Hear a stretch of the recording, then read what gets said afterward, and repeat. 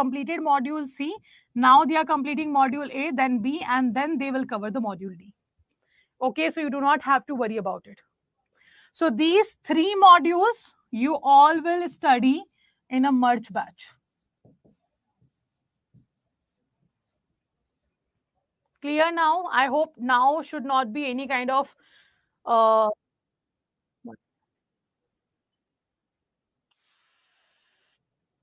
sorry for this sound. Okay, see, so this is what I have told you already in the last class. This will be merged, the 3 modules will be merged, but the C module I will complete differently in the batch 3, 2nd, 3rd and 4th. Don't worry about it. And if you guys want, like right now you want to study module C, you can go and check the recorded video. It's up to you. If you want to join the live class will be there for the module C. And if you want to complete your syllabus a little early, you can watch the recorded video also. That's up to you. But the live classes for module C will be available in the batch 2nd, 3rd and 4th. Chalo, let's continue. So this is what we have discussed about economy. And now the economy has divided into 2 branches. That is macroeconomics and microeconomics. So microeconomics is the study when you study the individual, and macroeconomics means the study of whole. So you can see here, Mr. Ragnar Fritsch coined this particular term, that was macro and microeconomics. So branches of economics was defined by him only. Okay, and you can see here microeconomics, which focuses on individual people and businesses. It focuses on what? It focuses on individual business and individual people and business. That's the microeconomics. Now, what is macroeconomics? Macroeconomics means which concentrate on the behavior of the economy as a whole, on the behavior of an economy as a whole. So macroeconomics talks about the aggregate economy, everything in the economy. But microeconomics talks about the individual people, individual business. Clear?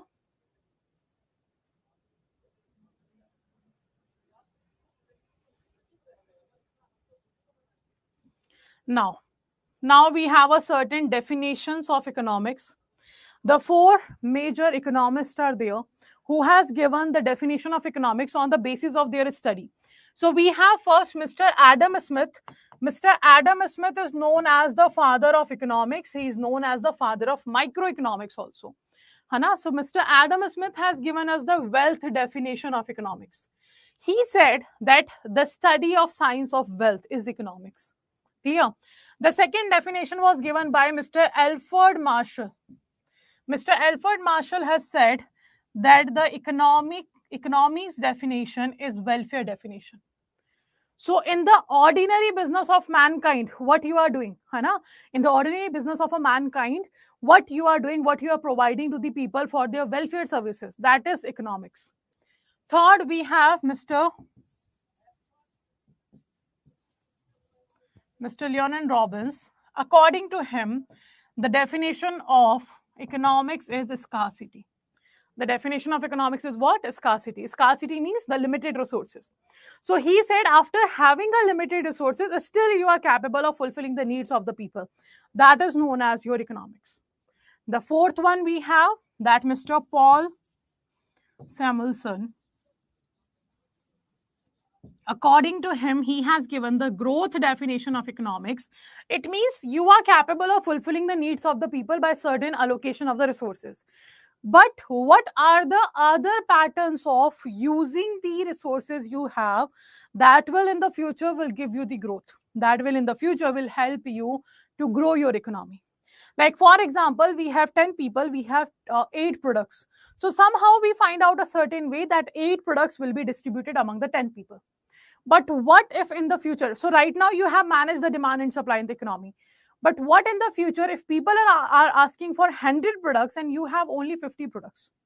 Then how you will manage this situation? You have 50 products, people are 100.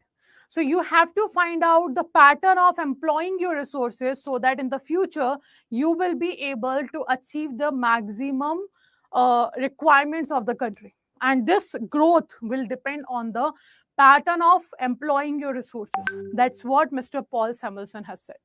So these are the 4 definitions, a very important definition that can be asked in the paper also. By the name of economist, you have to remember this. You should remember who has given the wealth definition. You should remember Who has given the scarcity definition? So direct question, one-liner question can be asked from this. Clear?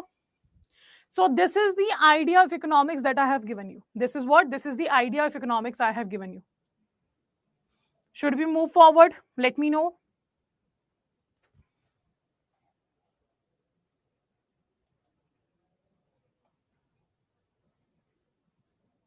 Those who are watching us on YouTube, do let me know, is that everything okay?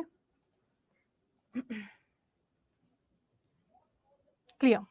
Now let's just start with the first chapter of Indian economy, Indian financial system. So we have discussed the basic of economics, so that in your mind it will be clear what this economic subject is that we have discussed. Now we are starting with the evolution of Indian economy, in which you can see the certain data you have to remember. And I have told you earlier already, the module A and B will cover the first theory part. Theory part means the definitions of macroeconomics, economics, all these definitions you have to remember. The second part is data-based question. And the data-based question, you have no option. You have to mug up the data, right? So now here, evolution of Indian economy we are talking about. So at a time of 1600 AD or 1000 AD, if I talk about, India and China used to contribute half of the global GDP.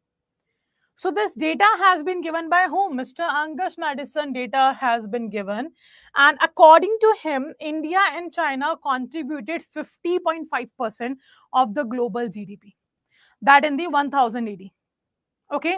And now what is GDP? GDP means the gross domestic product, the production that has been done within the geographical boundary of a goods and services in a financial year. So the money value of all final goods and services that has been produced within the geographical boundary of a country.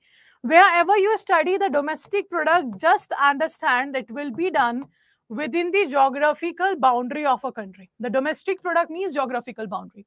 Whatever production you have done under the geographical boundary of a country, that will be known as your domestic product. That will be known as what? Your domestic product. Clear? Yes or no? So whatever production in India happened in a financial year, doesn't matter who produced the goods.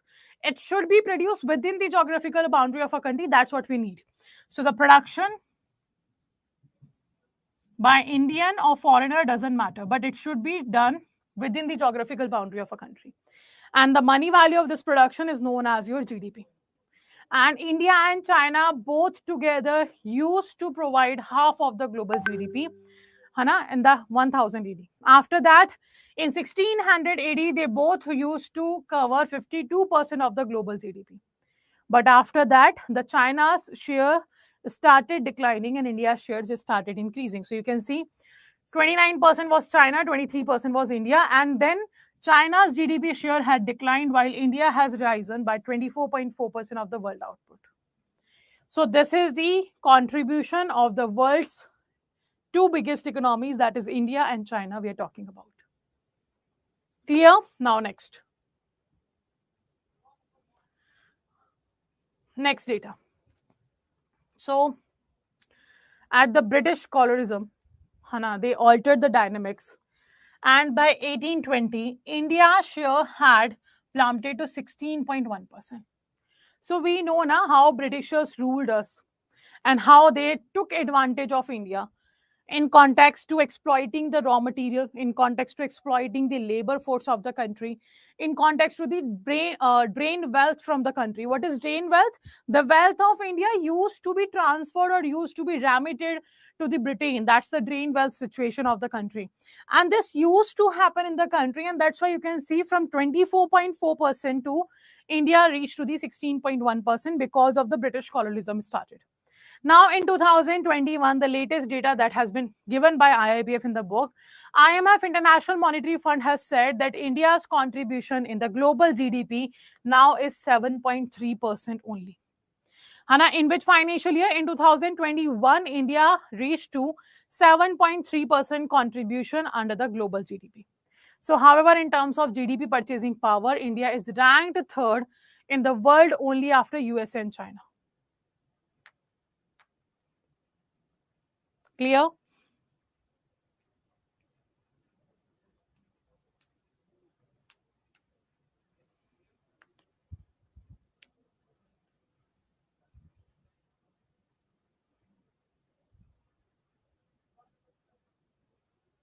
So these are the data. Now, what is IMF? Let's understand that.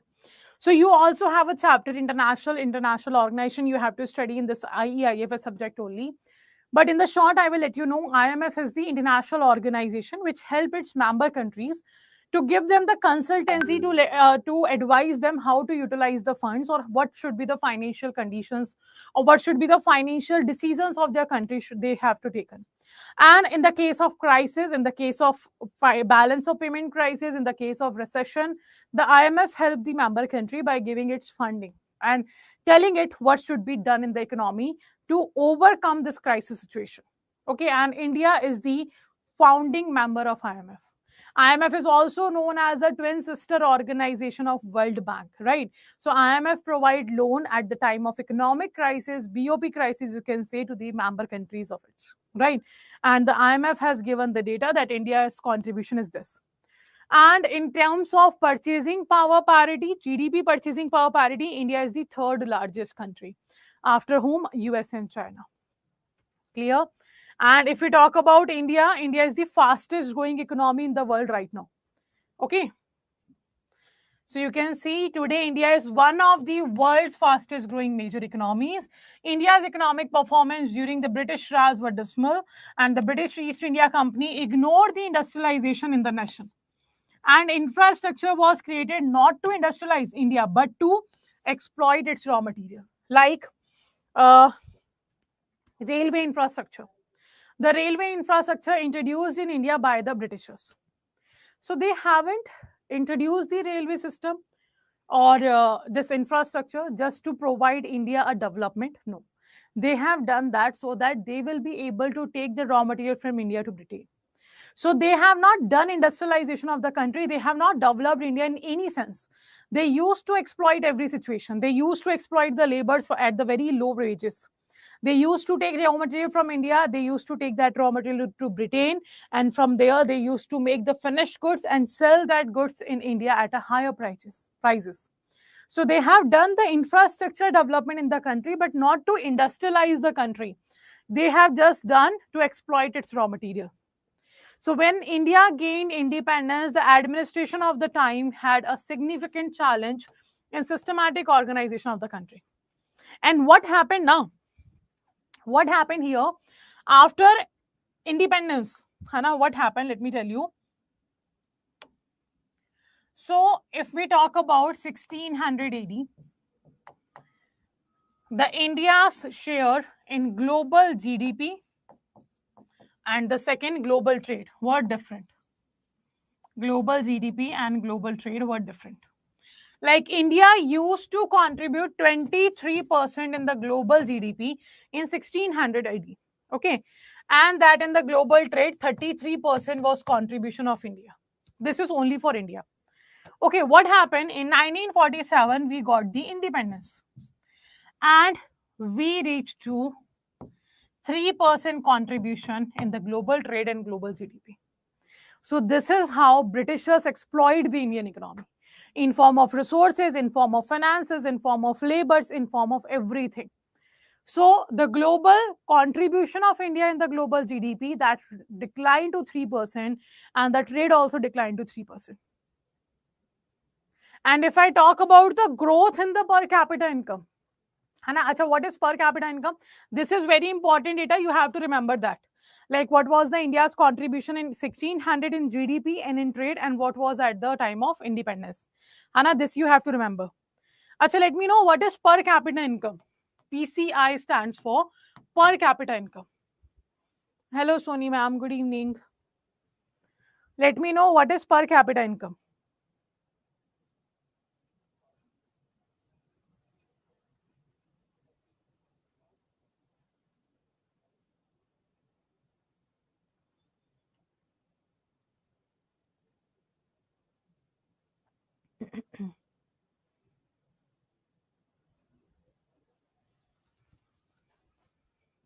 If you do not know the any term, just write don't know.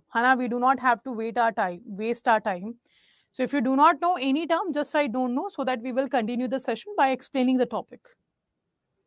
What is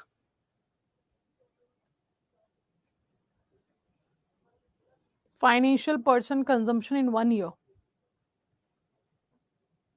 National income by people. What about rest? So if I talk about the per capita income means the per person income of a country. That will be calculated by national income divided by total population.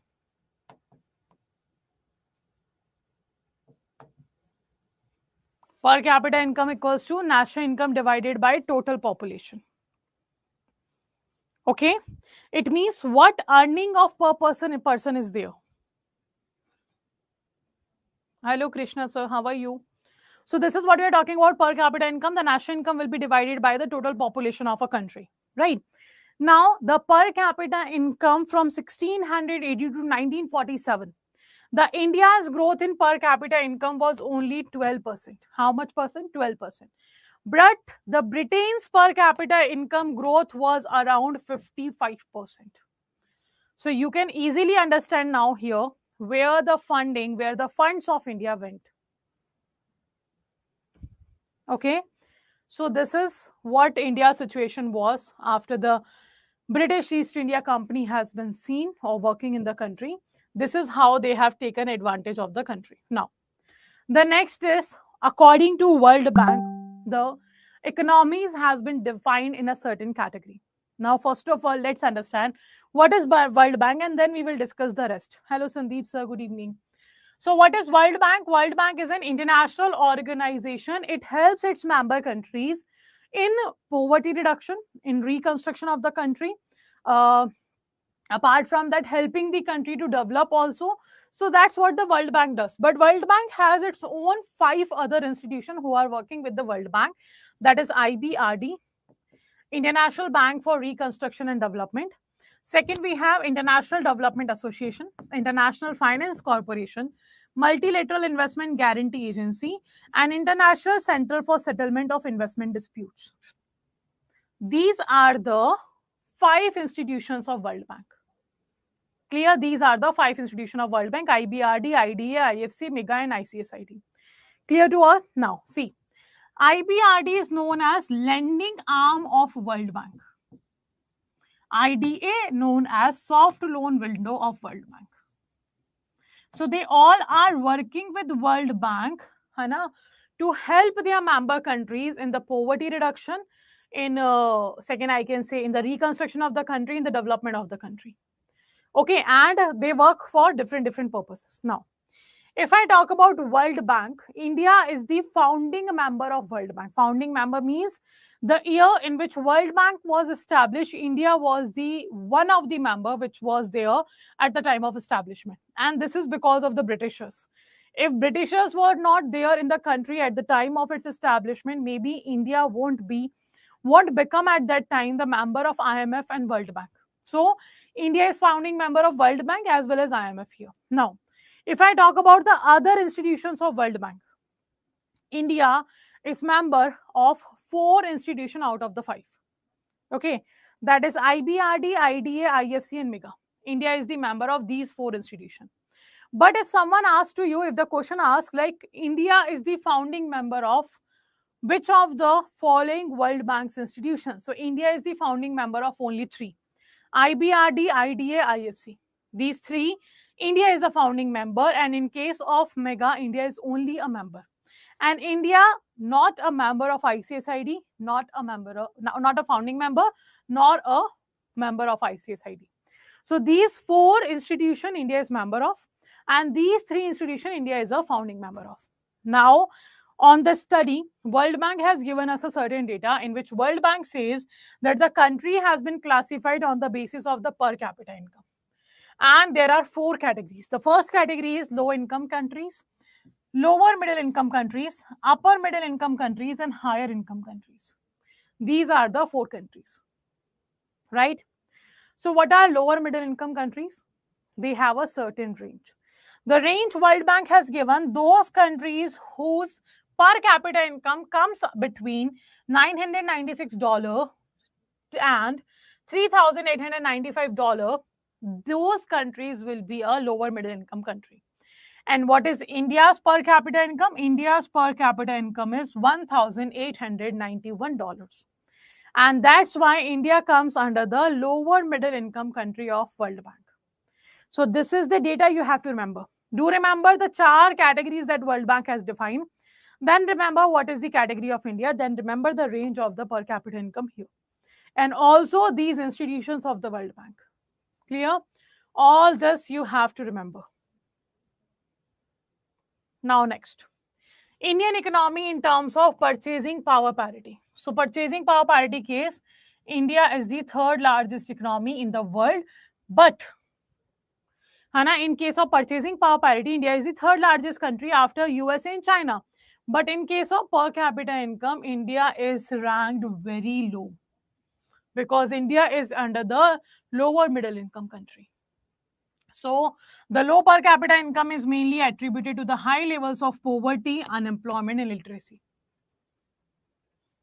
Okay, so the low per capita income is what is mainly attributed to the high level of poverty, unemployment, and literacy. Now, what does this means? What this particular statement means, let's understand that. 1 second. So we are saying that low per capita income can create a certain things. Now, what does low per capita income denotes? It denotes that people do not have job. That's why their earning is low. Means unemployment of the country was high. Obviously, when the unemployment is high, that's why the income is low. And if people do not have jobs, so it's very obvious they will be poor. So the poverty in the country is increasing. If they are poor, it means very obvious they will not be able to study. So literacy rate will be very low or illiteracy will be very high. Hai na? Now, if the per capita income is low, it means very obvious the national income of a country will be low.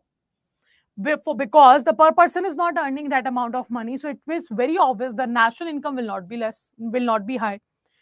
Now after that, you can see here, if people are unemployed, they will not demand more goods and services. If I am unemployed, why would I ask for Ola or Uber or Rapid or any other platform to reach my home? Now, it's very obvious. I will take the public transport. I will go with the metro. I am unemployed. I can't afford the 600 or 700 rupee to go from Gurugram to Delhi or some other place. I can't afford that. I am only able to afford, let's say, 50 or 60 rupee ticket of the metro, and that's how I travel. But unemployment is there, it means people are not demanding goods and services. So in that situation, production will not be increased. Production level of the country will decrease because people do not have money. Because of the decrease in the production, the GDP of country will decrease, and so the economic growth of country will decrease. Okay, now people don't have money, they are not literate, they are unemployed, the income is not there, production is not there. It means the living standard of people will be low. People will have a low living standard. Obviously, I will not be buying the clothes from branded store. I would be purchasing clothes from footpath, like the persons who is selling at the footpath. I'm purchasing clothes from there. So it's very obvious your living standard will be low because you do not have money, you are not literate. And in this situation, the economic development of country will not be seen. So all these situations are related to your low per capita income. Let me know, is it clear? And this is how economics works. Hana, if you have this in your mind, I will be I will be reading the topics, and I will be able to mug up the concepts. I do not have to understand the concept. It will not work. This is how you have to link each and every terminology in a certain economics when you are studying it. And this is what the economics actually is, how the economy works, how they are going on.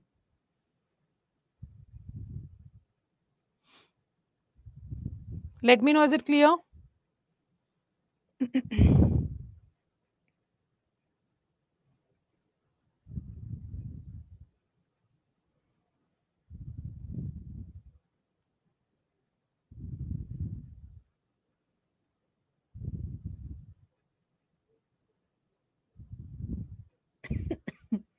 Sorry.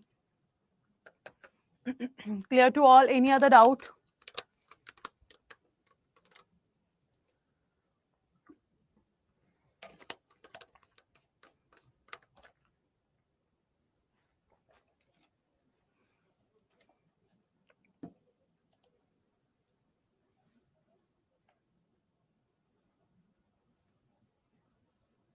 Good evening, Ashwin sir. Sandeep sir, there used to be, at that time, there was 48 countries who became the member, founding member, I can say. Hana, like USA is there, Japan is there, Russia is there, China is there. These were the country, or around 48 countries were there. Right now, they have 169 member countries. Okay, clear to all. Next. So the same thing, this statement says that the low per capita income is mainly attributed to high level of what? Poverty, unemployment, illiteracy. This can be seen very easily. Okay, now next. India was a backward nation at the time of independence. It was backward. You can see we only used to contribute 3% to the global GDP or to the global trade. So the government addressed that the development issues through the 5-year plans by setting targets and ensuring that the allocation of funds of development of various sectors will be done.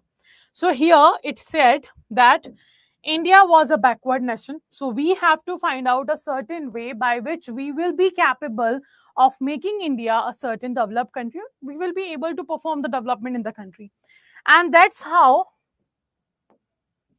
the Planning Commission came into the picture. So Planning Commission used to be there, which used to provide the 5-year planning to the country. Okay, Planning Commission was established in the year 1950, and this Planning Commission started making 5-year plans for the country, in which the development issues was discussed, and accordingly the plan was made for the next 5 years. So there are total 12 5-year plans that has been formed by Planning Commission, and the first plan came into existence in the year 1951. Till which year? 1956. The last plan was the 12th 5-year plan, which is started in 2012 and ended in 2017.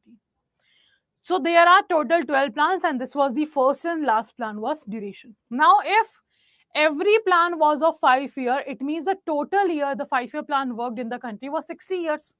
But when you see from 1951 to 2017, 60 plus years can be seen here. It means there are certain gaps among the 5-year plans. So there used to be, or there are 3 gaps. The first gap was from 1966 to 69. That is known as plan holiday. Why this 3-year gap has been seen? The first reason, Indo-China War, 2 war was there. Indo-China War, India-Pak War, Pak War was there. Next reason, drought. Next reason, inflation. Prices were rising. Next reason, lack of resources. And the last reason, third 5-year plan failed very badly. So after these 5 to 6 reasons, it has been said you do not have resources, you do not have funding, you do not have, you are not able to control inflation. How you will run the next 5-year plan? So the 3-year plan holiday was taken, and that's the first gap between the 5-year plans. Second gap was between 1978 to 80, when Mr. Morarji Desai became the Prime Minister of the country from the Janata Party. So he said, we are going to make rolling plan, not the 5-year plan. We are going to make the rolling plans. And that's how yearly planning we started doing. Now the third, that is 1990 to 1992. The third gap is 1990 to 1992. And I think you know what happened between this gap. The liberalization, privatization, globalization policy was introduced. That was the economic reform of that time.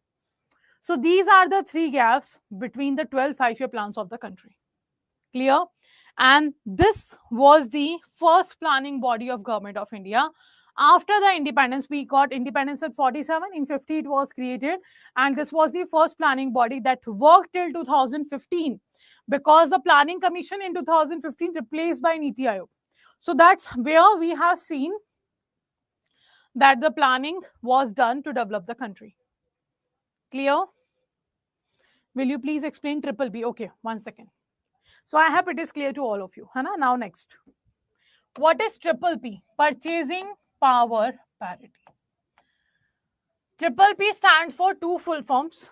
This abbreviation stands for 2 full forms: Purchasing Power Parity and Public-Private Partnership. Now, the public-private partnership means when the government and the private sector both are working together to finance a certain project. That's a public-private partnership. Okay. Purchasing power parity means you are studying or you are comparing the purchasing capacity of your currency. Let's say this pen is available in USA of $1. Okay. The same pen is available in India for, let's say, 90 rupees. Now, $1 equals to how much rupee right now is, let's say, 80 rupees. So, $1 equals to 80 rupees right now, the exchange rate is. This pen, if you purchase in USA, you will have to pay $1. But if you purchase the same pen in India, you have to pay 90 rupees. It means when you compare the purchasing capacity of both the countries, you can see USA have a more purchasing power, because by paying less amount of money, he is getting the more goods. If I want to purchase this pen in India, I have to pay extra 10 rupee here if I exchange the currency. It means the purchasing capacity of dollar is high in comparison to rupee. And that's what the purchasing power parity is. Clear? Let me know. Purchasing power parity simply means when you compare the purchasing capacity of the currencies between a certain countries, like dollar to rupee, rupee to euro, euro to yuan, yuan to, let's say, renminbi, whatever the currency you are comparing, that's the purchasing power parity. Is it clear?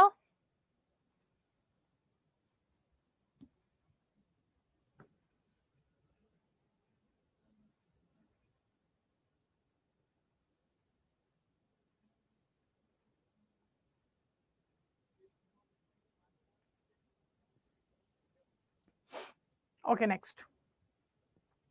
Next, we have a number of factors that influence the nature and characteristics of Indian economy.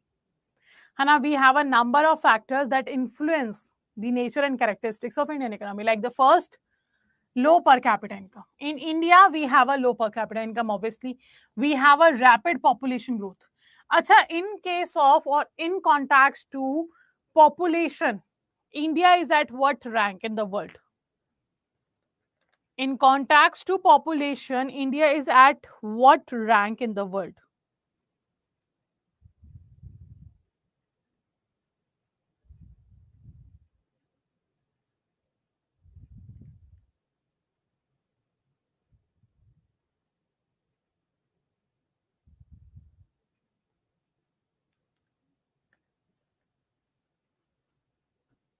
At the first rank. No, it's not second. From January 2023, India is the most populous country in the world. From which year? From January 2023, India is the most populous country in the world. Hana, it surpassed the China also. So that's not a proud moment for us, but still we have to remember this data that India is the most populous country. So rapid population growth is going on. Next. A high rate of unemployment is there, obviously. So what is unemployment? Let me know what is unemployment. Now we have underemployment situation and discussed unemployment situation. So you have to tell me what is unemployment. I will tell you what is discussed unemployment. Discussed unemployment means when you have a surplus manpower. And that surplus manpower, I have written money, 1 second. And that surplus manpower is of no use in a company. It means it doesn't matter if that surplus manpower stays in the company or not, your work, your productivity will not be affected. That's the discussion employment. Let's say in Adda 24/7, we have 3 faculties of IE IFS, but we have only one batch. We have only one batch where we have 3 faculties in the Adda 24/7. Now what happens? Only one faculty will teach in a batch. Now, the other 2 faculties are what? They are surplus manpower. They have a job, but still they are unemployed because their productivity is 0. If companies send them on a leave for 2 months, it will not affect any kind of productivity of a company. That is what the discussed unemployment is. And what is underemployment? Underemployment situation is the situation in which what actually you deserve to, you have to settle for the less comparatively. Let's say you are able, you have done the MBA or certain degree you have, but still you have to settle for a less job or less level of job as per your skills. That is known as underemployment. Hana, and unemployment means you are saying not employed. Okay. It's very obvious. Unemployment means you are not employed, but how, what you can say, how you can say that this person is unemployed. Let's say I am unemployed, but I haven't completed my graduation. I'm still in the second year of my graduation. Can you say that I am unemployed? Jobless, okay. Not having any kind of employment, okay. Someone is eligible, literate, he wished to do the job, but there is no job available for him. Very good, Vinod sir. So, acha, answer me this. I am a undergraduate student. I am in the second year. So, can you say that I am unemployed? Yes or no? The second year student of a college will be known as unemployed or not? Some are saying no. Some are saying yes. People educated but no opportunity. Acha, why no? Isn't the second year student is capable of working? If you have heard about MTS paper that SSC conducts, CHSL paper that SSC conducts, that's for the students now of 10th and 12th class students. MTS for 10th students, 10th class, 10th passed student, and CHSL for the 12th passed student. Then the CGL is for the graduate student now. But 10th and 12th, as per the SSC, that is means the 10th pass and 12th pass student are capable of working. So why I will not be unemployed? It's very obvious. It doesn't matter you have completed your graduation or not. It depends on the age group. According to National Sample Survey Office, it has been said that if a person belongs to the age of 15 to 64 years, and if he or she is not working, that person is unemployed. 15 to 64 years. Below 15, they are the children. Above 64, they are the senior citizen. But 15 to 64 years of working of the age group people should have a job. This is what the NSSO said. So if I am in a second year, obviously I have crossed the age of 15 years. So I am unemployed person. So you have to define on the basis of the age criteria, because it's very obvious at the national level you won't be able to count the employment unemployment data. It's not possible to go each and every household and asking how many people of you are working, what is the age group of you, how much you are earning. You can't calculate the macroeconomic data like this, you know. And that's why a certain age number has been given, 15 to 64 years. So now unemployment means that person uh, who uh, who is skilled, physically fit, mentally fit, looking for a job but still not able to find a job. That person will be known as unemployed. So there are four things. Person is skilled, physically fit, mentally fit, looking for a job but not able to find any job. That person will be known as the situation will be known as unemployment. Hana? So do remember this also. And remember the age group I told you, 15 to 64 years. Now, these are the three terminology we have discussed. Now, excessive reliance on the primary sector, that we have already. India's 48% population got their earning from the agriculture sector. That is the reliance on the agriculture sector more than that should be there. Now, a vicious circle of poverty, obviously, the rising unemployment in the country. So, these are the certain factors which influence the nature and characteristics of our country, that is India. Okay, so RBI has given us a certain data on 15th of September 2021 related to macroeconomics. Like, what is the situation of your country in 2021? That has been given by India, and this is the data you can see. So macroeconomic aggregates we have, for which we have taken a base year of 2011-12. Can you tell me what is base year? Base year is also known as a reference year. What is base year? Acha, one more question I want to ask from all of you. Let's say right now we are in the year 2023. I purchased this pen in 2023 and this pen is of 100 rupee. This pen is of how much amount? It is of 100 rupee. Okay, in 2023. Now, do answer me, how much inflation is there in the country in 2023? How much inflation is there in the country in 2023? Let me know. Can you answer this question? I am purchasing this pen in 2023 of 100 rupee. How much inflation has been raised? Inflation is means rise in the prices of goods and services.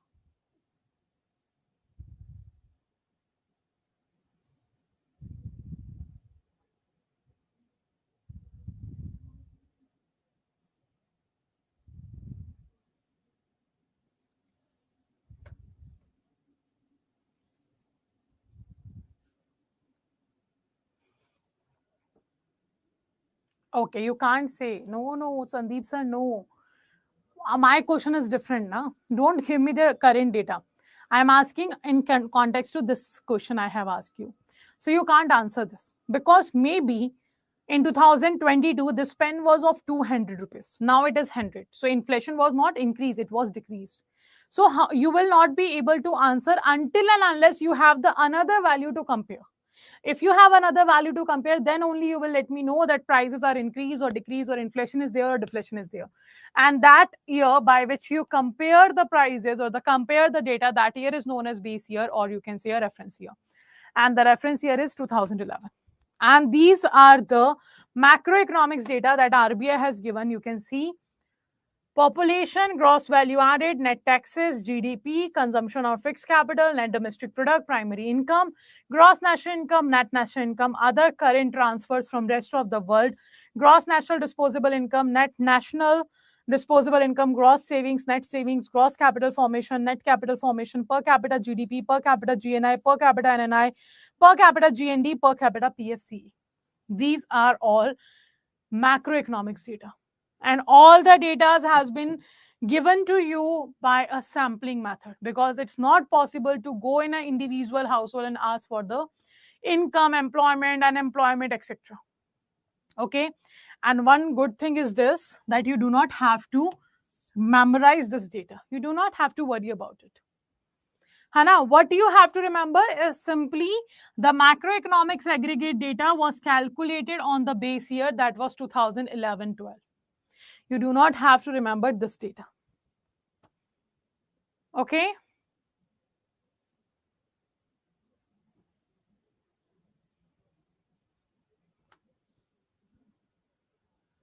Now, this is the detail we have discussed.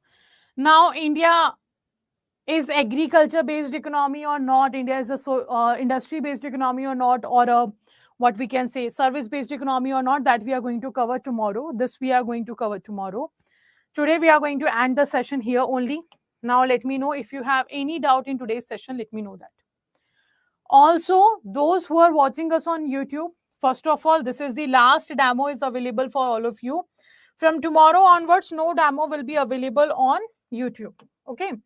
Now, if you want to enroll in a particular batch, what you can do, just download the Adda 24/7 application and go to the JAIIB CIB section here.